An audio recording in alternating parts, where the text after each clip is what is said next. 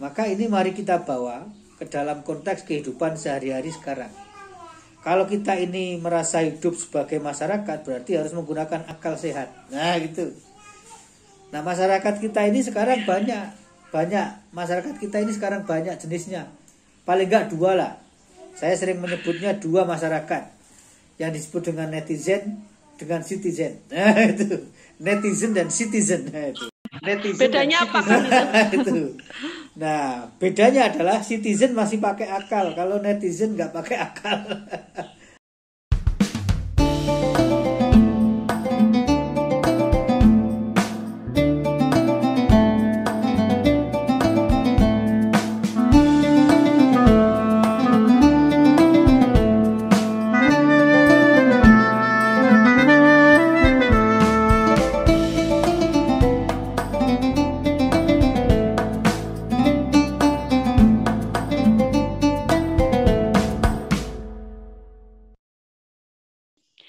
Bismillahirrahmanirrahim.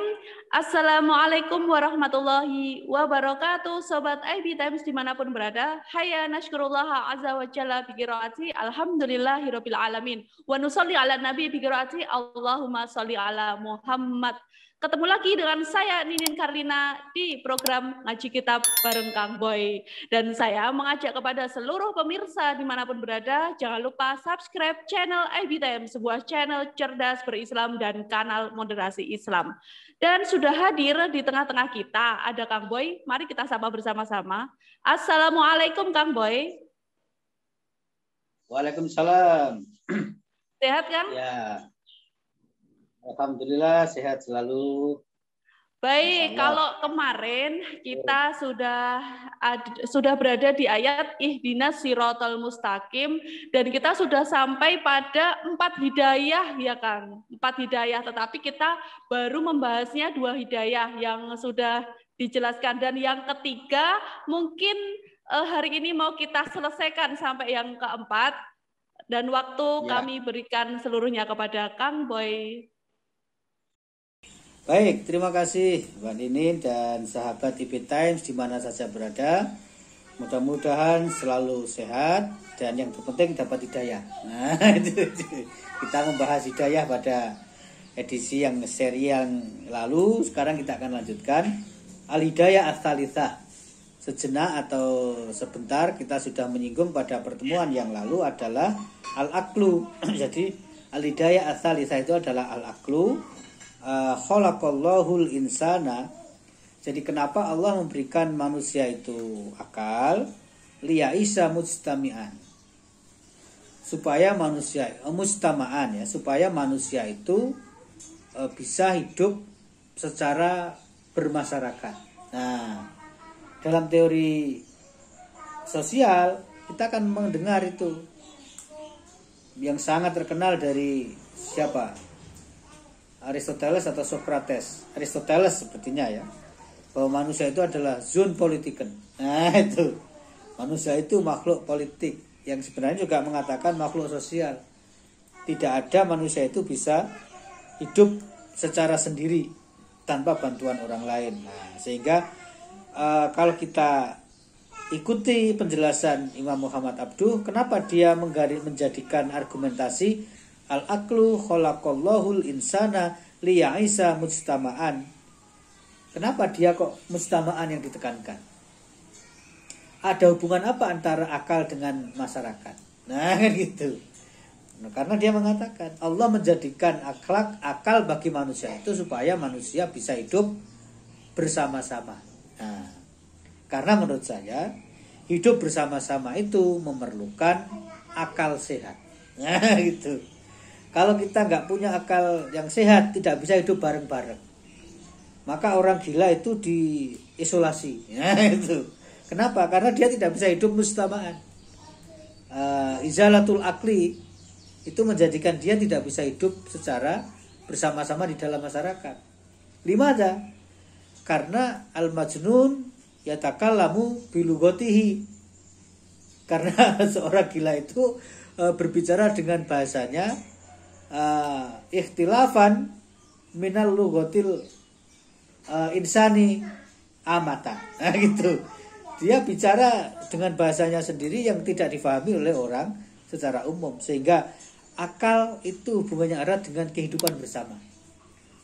Maka ini mari kita bawa ke dalam konteks kehidupan sehari-hari sekarang. Kalau kita ini merasa hidup sebagai masyarakat, berarti harus menggunakan akal sehat. Nah gitu. Nah masyarakat kita ini sekarang banyak masyarakat kita ini sekarang banyak jenisnya. Paling enggak 2 lah.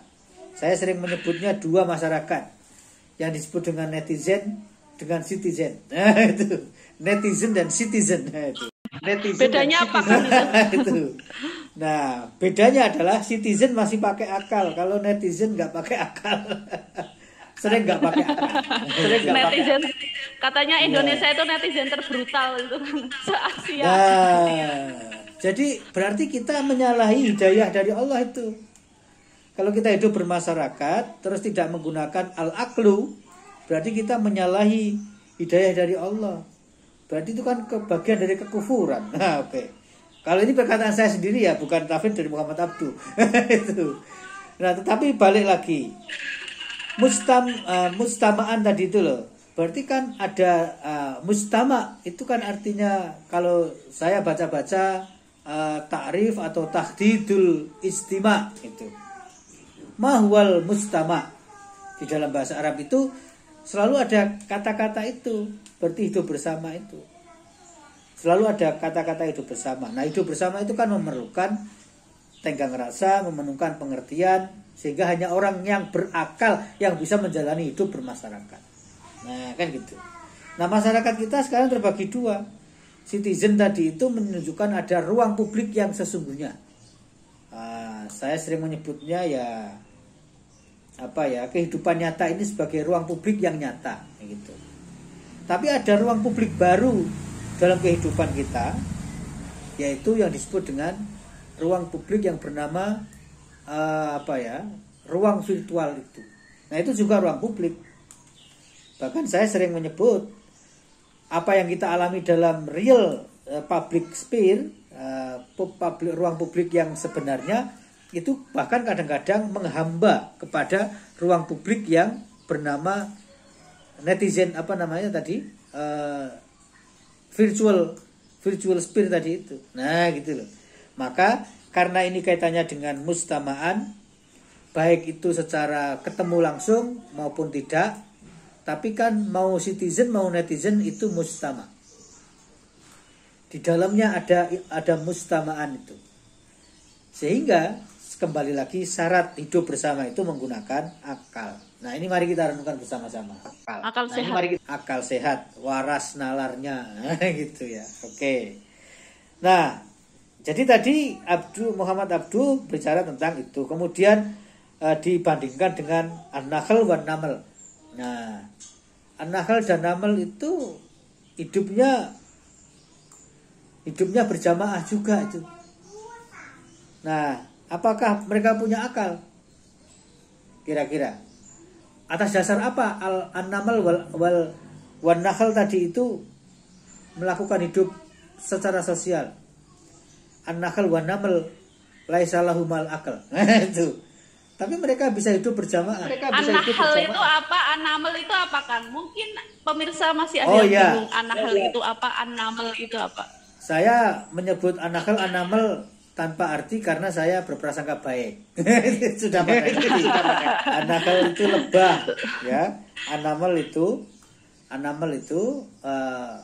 semut ya, Kak? Semut. Nah, kenapa demikian? Ini kaitannya dengan at-tafsir al-ilmi ya. Jadi tafsir ilmiah tentang alam semesta itu termasuk binatang dan semut. Nah, saya sering bicara di banyak tempat tentang corona dan kaitannya dengan Al-Quran. Nah gitu. Ada teman saya nanya, apakah corona itu disebutkan secara eksplisit dalam Al-Quran? Saya menjawab, wabah mungkin ada ya.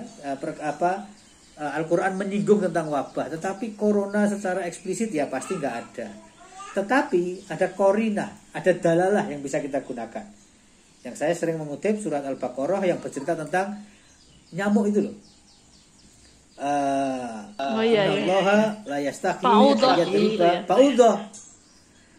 Ayat riba Wa ma fauqaha. Nah, bahkan yang lebih kecil dari nyamuk. Nah, ternyata menurut saya itu indikator korinah dalalah kepada manusia, terutama kepada umat Islam.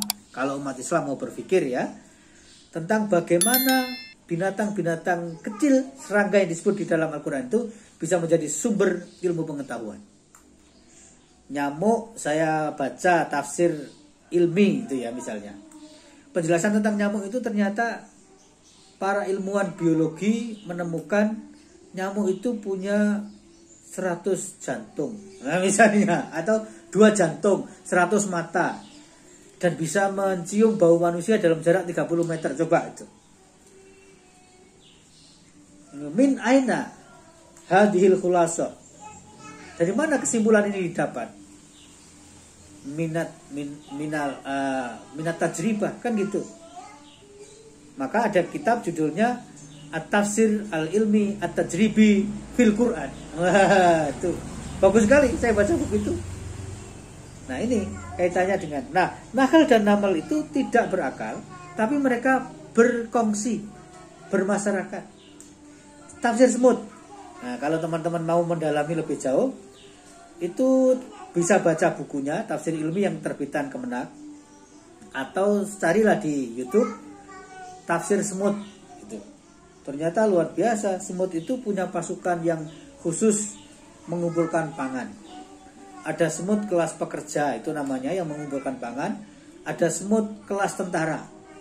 Ada semut ratu, kelas elit yang tidak melakukan apa-apa. Gitu. Kemudian apa ya? Saliva itu apa? Air liurnya semut itu ternyata bisa menjadi penanda bagi semut-semut yang lain untuk datang. Sehingga tempat yang sudah dilewati semut, itu lalu semut-semut yang lain mengikuti di belakangnya. Itu karena ternyata di situ ada satu zat yang saya lupa namanya di dalam tafsir itu, yang kemudian diikuti dengan mudah. Nah, itu yang menjadikan mereka bisa bermasyarakat. Nah, gitu. Nah, oke ya. Oke, terlalu panjang kalau kita bicara itu. Lain kali kita bicara tafsir ilmi ya tentang binatang. Amal insanu gitu ya.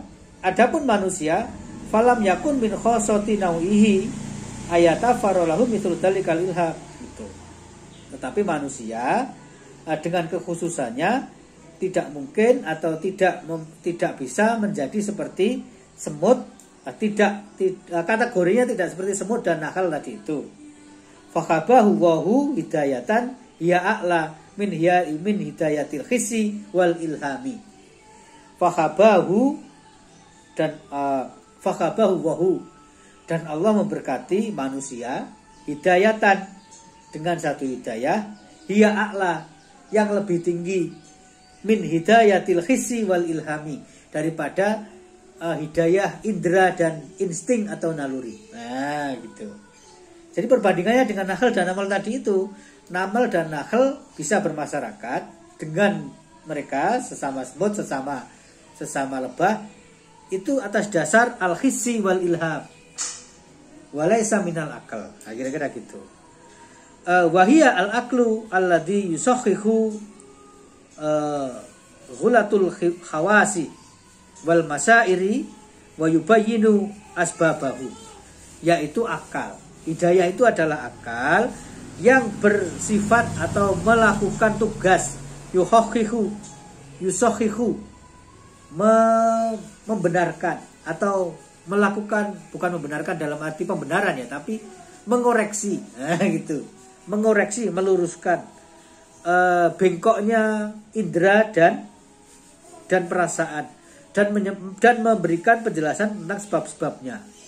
Wadalika anal basoro yarol kabir alal bu'di soghiron. Karena itu fata morgana terjadi. Nah, gitu. Anal basoro yaro al kabiro, pandangan mata kita ini melihat sesuatu yang besar, alal bu'di, dari kejauhan, soghiron, menjadi kecil. Nah, gitu. Itu karena keterbatasan hawas itu. Keterbatasan indera itu di situ. Wa yara al-auda al-mustaqima fil ma'i maujan, dan melihat tongkat itu kalau dicemplungkan ke dalam air, tongkat ini lurus ini lurus ini ya. Begitu nyemplung di dalam air, lalu kita lihat bayangannya bengkok. Nah, gitu. Berarti itu tipuan indera. Nah, gitu. Kemudian wal aqlu huwaladhi yahkumu bi fasadi mithli hadzal idrak. Maka akallah yang memberikan pembenaran yang mengoreksi ya. Akal itu bersifat atau memberi tugas ngoreksi kesalahan-kesalahan yang didapatkan dari idrok. Idrok itu berarti apa ya? Ya pengalaman, pengetahuan yang dialami ya, pengetahuan yang dialami itu.